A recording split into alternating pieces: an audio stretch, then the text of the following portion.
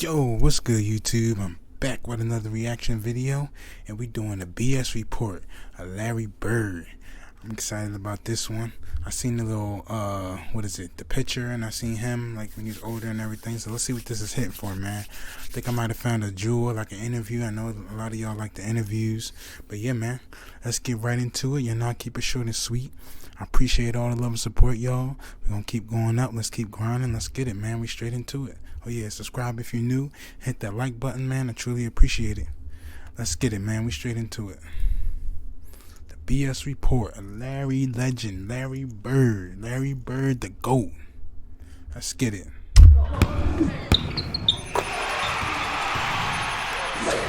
Honored to have my favorite basketball player of all time, Mr. Larry Bird. How are you? Good, thank you. I grew up in the Boston Garden. So you were, I did too. I know. So I think I wrote once that out of the 25 greatest moments of my life, I think you're involved in like 7 of them. 7 or 8, I'm not sure. I think that Bird steals the ball might be in the top 5. You need to get a better life. Let's start with Super Bowl week. Everyone's talking about Peyton Manning, where's he going, all this stuff. You know, back in the day, there was, I think, like 89 or 90. You were upset with your contract. There was a chance you might not stay with the Celtics. Everybody in Boston was freaking out that you might leave. When you look at Manning might actually leave the Colts, I mean, how important was it to you that you stayed in Boston your whole career? Very important. And I don't remember what year that was, but Red knew I wasn't going anywhere. Right, but you had to do the whole dance. But no, well, it really wasn't that. It was just that they wanted to do something in the summer, and they they didn't get it done, and Red was out of it. I was dealing with somebody else.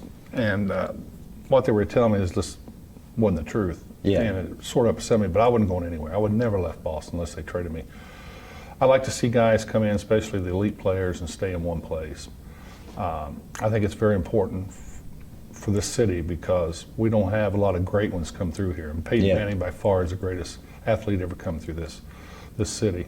And if he's healthy, you know, hopefully he stays and finishes out his career. But I don't know his medical, but he's been fantastic. I mean, he'll go down in history as one of the greatest quarterbacks, and he's been great in the community.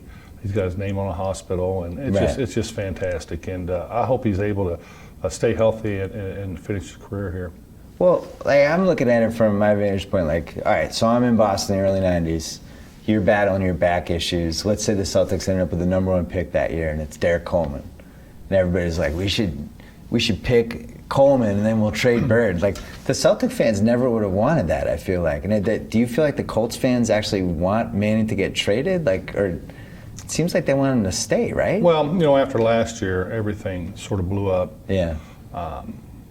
I'd say really if it came down to it, probably 80% would like to see him come back. Yeah. And there's always a few that like to see it move on and start all over, but they get spoiled. Fans get spoiled, and if things don't go well next year, if he's not here, then they turn and start wanting Peyton back. But it's too late.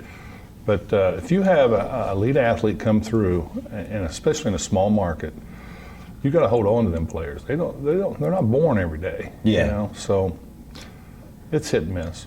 In Boston, there was a big thing about Danny Ainge was talking about, I might have to make a trade here. I might have to get rid of Garnett, Pierce, Ray Allen, all 3 of them. And he mentioned how in the late 80s with the Celtics, that Red had told him he had a top possible trade for you and a possible trade for McHale, and they ultimately decided to keep all you guys and kind of ride it out, and Ainge thinks that was a mistake. If you were somehow the Celtics GM in the late 80s, what would you have done? I would have kept him. Would have kept him? Well, the one thing about Red was loyalty. And that's why I never wanted to leave there, because I always knew he had my back. Yeah. He cared for me. He wanted me to do well. Obviously, he wanted me to play at a high level. I was with Danny and Red and See, I think back in the day, man, it was a lot better than what it is now. Like, I understand this a bit. Like, they always were just worried about the money now. Like, back in the day, it's like you really can, like, you want to stay, like he just said. Like, you know, the coach had his back. Like, these people, honestly, in the NBA today don't really got your back like that. They're going to make money moves, you know? It's like a business. They're going to make money moves. Like, that's why I say back then in times, man, it's so much better, man. So much better. and McHale the day we were talking about that. The one thing that Danny threw in there was players' names, and the whole time I was in Boston, I never heard Red mention any other players on other teams. Right. I heard him talking about, draft picks, but I never heard him about, well, Larry, I can trade you for this, this, and this. He just never done that. But I don't think you were on the table, though. No, but Danny did tell Red he should trade us right now because we don't have much left in the tank.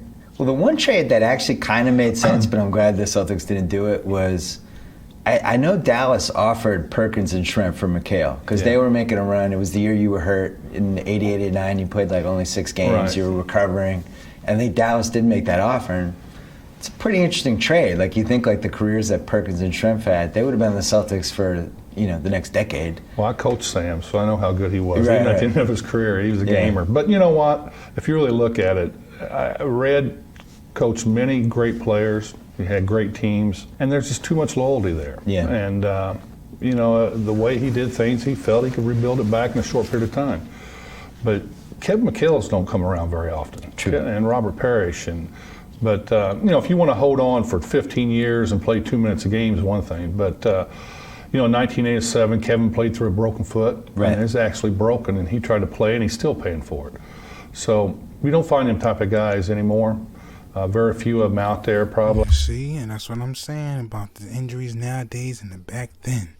That's why I always said that story my uncle told me, man. He said he used to play football, and he said this one guy, like his hand was like literally like pinky fingers, literally like hanging off, and he still went out and played, like, and it's funny because I was watching the Sixers game today, and I was watching the Sixers, and on Joel Embiid, like he got hit in the face or something, like, and he was just sitting there like, oh, like, like I was like, man, if that was Larry Bird, he would have walked it off and got right in there. I'm not saying nothing about Embiid or my Sixers or nothing like that. Of course I want them to win, but it's just like, you gotta be tough, bro. Like, I don't know, like the people say, sometimes they like cry babies, you gotta tough that shit out, man. You gotta tough it out.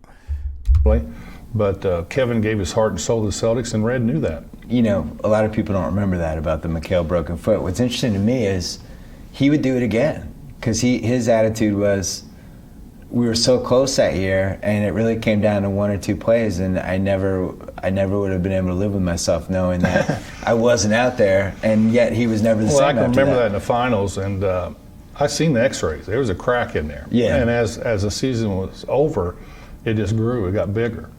And Mahorn was stepping on it. Sure, but Kevin was right. If you get a chance for that last goal and that last couple games you need, you've got to play if you can. Right. Because you might not never get there again. That was, I think, the one of the lost titles from that era. Right. I think 82, I still feel like, which team that never gets mentioned, but Tiny separated his shoulder in the Sixers series. But that was actually the best Celtics team of your early part of your career, I felt like. Yeah, we had 2 7-game series. I was down 3-1 against Philly and came back both times. Yeah. And the last time they beat us in the 7th game in Boston. So I was there.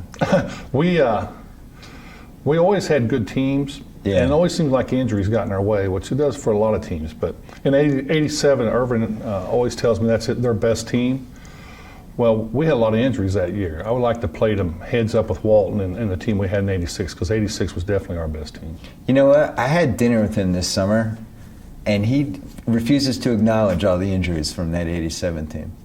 Because he says how, oh, yeah, our 87 team was better than your 86 team.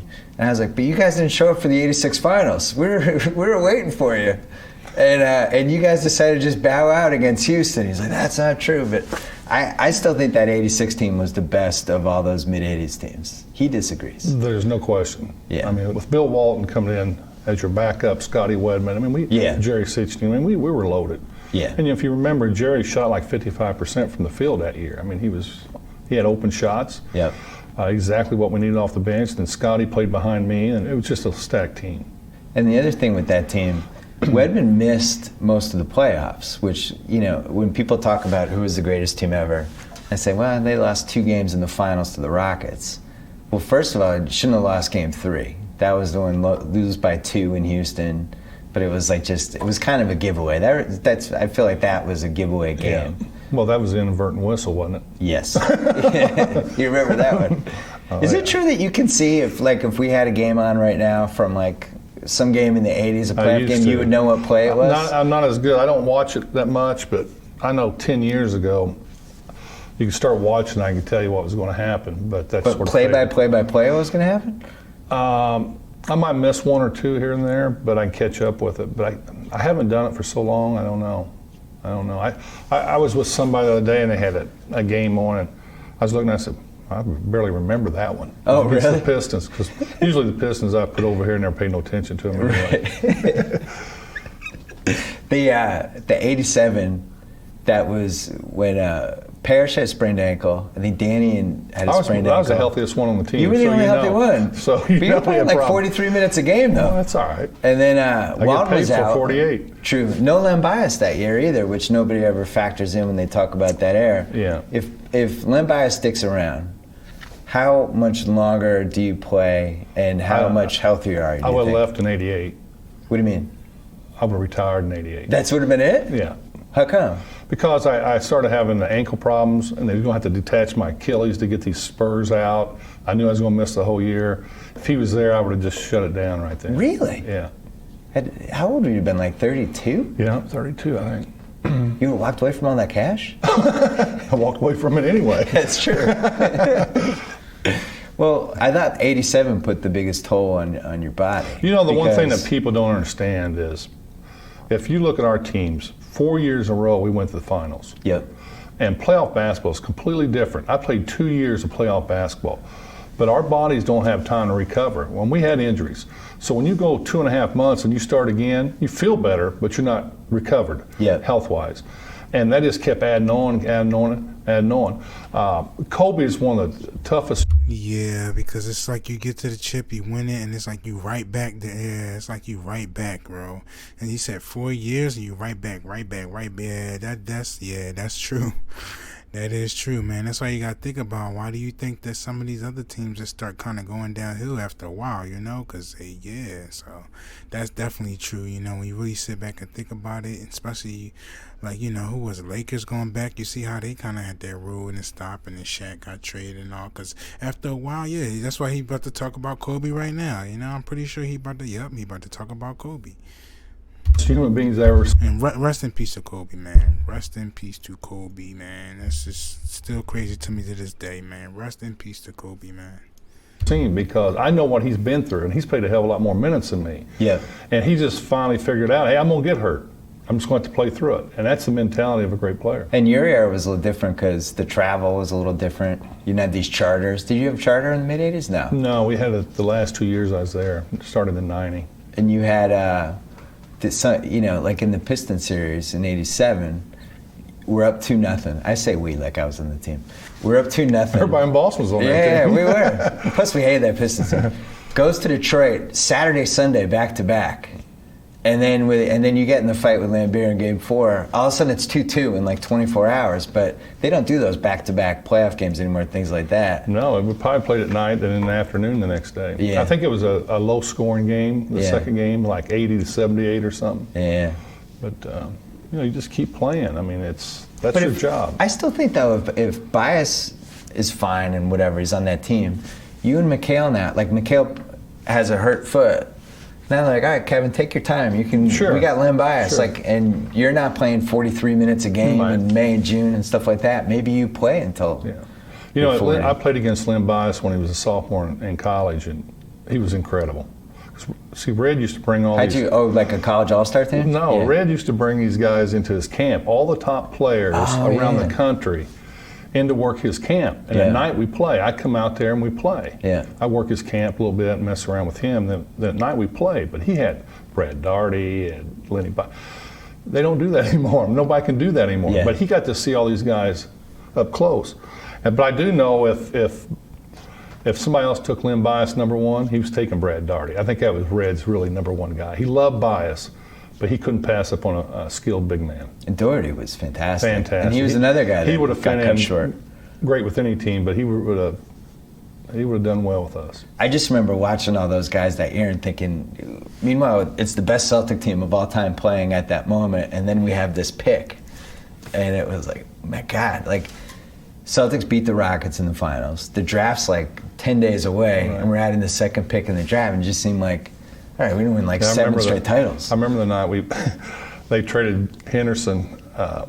We're in the layup line. They took him out of the layup line. We go back to the hotel. He's sitting in the bar. We all go up there and, hey, sorry, Henny, and all that. He's, oh, well, I'll get a chance to play all the time. Well, he's playing quite a bit for us. Yeah. Then when they had a bad year, we get the second pick in the draft. Now, I remember when they started doing all the, the draft. The not envelopes. the draft, but the envelopes and all that. Red's sitting there looking, no emotion. And it got down to them and Cleveland, I think. Yeah. And I was sitting there going, well, Red's going to get the number 1 pick. That's just how much faith you had in the guy. Yeah. And I thought for sure, I didn't know who he was going to take because I never asked him, but I really believe he would have took Brad Daugherty. I actually agree with you, because it was just, when you think about Daugherty, Walton, Parrish, and McHale, They would have took him. it would have been embarrassing. I mean, just because that was in '86, he just knows that Bill might go out anytime, getting a little bit older, and bring another big man in there that's very skilled. So, but Lenny was one heck of a player, and Red might have been thinking, bring Lenny in here, and I want to play Larry so many minutes too. But Yeah. Well, that's the thing. Like, when you think about the '80s and just luck and all the different variables, like, take Worthy off the Lakers from day one. They don't win 5 titles, I'm pretty sure. And I think that was the guy that would have extended everybody else's career. What else, when you think about what ifs from the '80s? Like, the lost title in '82, '87, the team kind of broke down as it went along. Is there another title? Well, I really felt that when we won our first championship, I told our team, I said, we got to win at least 4 or 5 of these things, or we didn't do our job. Yeah. Because I always thought that we left them on the table. Yeah. And some of us, you hate to blame injuries, but like in '87, there was just so many guys hurt. And I know Lakers had guys probably banged up too, but if that was their best team, I would like to play them healthy. Basically, that Game 4 of the '87 finals came down to the rebound gets screwed up out of bounds, which nobody remembers. Right, 2 guys in Kevin. the rebound, they knock it out of bounds. Magic makes the skyhook, which McHale blocks if his foot's Yeah. not broken. He just missed it. Well, And we were then down, and I hit a 3, put us You hit up, the I think, 3. 1 or 2, then they missed a free throw. Yeah, Kareem. And they get it out of bounds. And if Kevin's going to get fouled if he just grabs a rebound. Right. And then you missed the final 3, which I was sitting midcourt.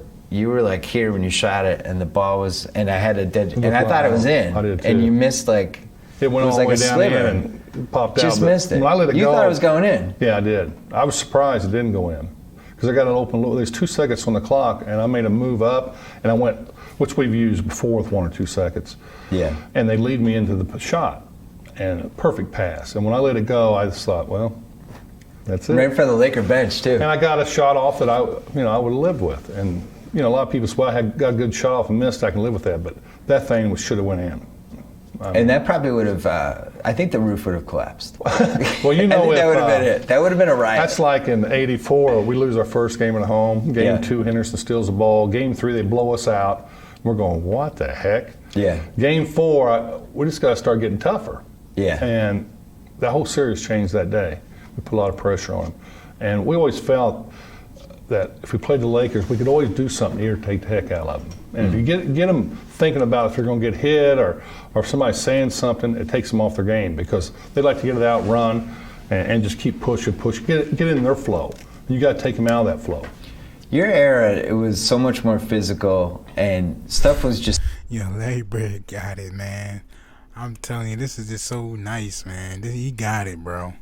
He got it. Like, he's smart. He knows, like, oh, this is crazy. Settled on the court, and it was fine. And now it's like if somebody stares at somebody too long, it's a tech. It's a double tech.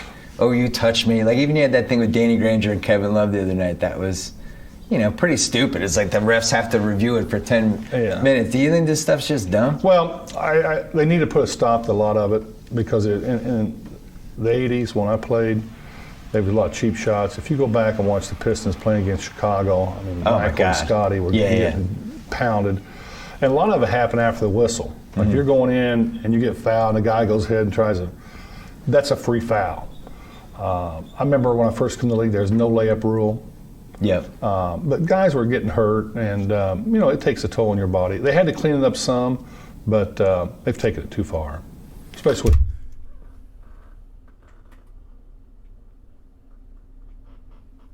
Thank you. I know he knows, but It's just, come on, bro. You gotta let people play for one. I promise to you, if they would have had back in the rules days, like rules that they had back in the day now, oh, I promise to you, basketball would be so much more entertaining, bro. It would be so much more entertaining. I promise to you it would be. Besides, maybe some of the players might cry and all of that other stuff. Yeah, we know. But there are some players out here that's probably tough, but they know they can't, so it's just, oh, man. I mean, I get it. Like you said, it does take a toll on your body, but come on, be a man strong. Come on, man. Just tough. Like, be tough if you really tough. Like, come on, man. But yeah, that's just, man. Let's get into this. This is like really good. With the flagrant fouls and stuff. You got in a couple scraps back in the day. You weren't afraid to throw the knuckles around. Didn't hit anybody, but I like to throw them. Hey, you beat up Alan Bristow. I don't know if I beat him up. Wow, you got a couple good ones, man. There was the preseason game, which was a classic, which you against Ivoroni. And then it was like Maxwell against Moses. Then Red came out of the stands. Like, those were the days. Why would they have us playing the 76ers in exhibition 3 times? For money, probably, right? For fighting. It happened every time. Every time. See? That's what I'm saying. You can't do this now. You can't do this nowadays, man. That's why it makes it so much better back in the old times, yo. I'm telling you. I heard Charles Barkley a couple of years ago. So when he first came to the league, they're playing these exhibition games, and guys were loosey-goose, and he thought that's how it was. He said, all of a sudden we played the Celtics. Walked in the locker room, I was talking to everybody, goes, hey, man, calm down. He said it was a real game. Yeah. And sure enough, something happened. Yeah. And that's just the way it was. It's funny, I went to the Clippers-Lakers preseason game this year, and it reminded me a little bit of those Sixers-Celtic games where it was like, it was not a preseason game. Right. These guys were like, they wanted to beat each other. Yeah. And I've been to 3 of those games so far.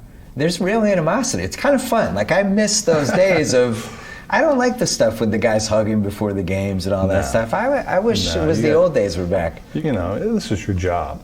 And a lot of people depend on whether you win or lose.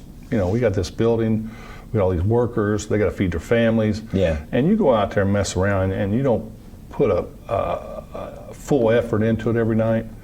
Not only does your team suffer, but everybody suffers from that. Right. So if you're winning, everybody's happier. You left the bad blood on the court for the most part, but not with Lambier.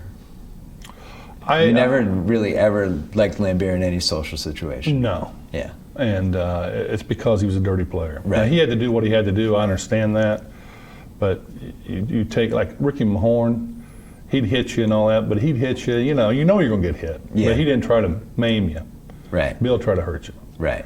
And, he was one of them guys, you shoot a jumper, he tried to slide his foot underneath your ankle so you twist your ankle. And that's why Parrish Did he always really used to do that? If you watch any of our old games, Parrish was always twisting his ankle against.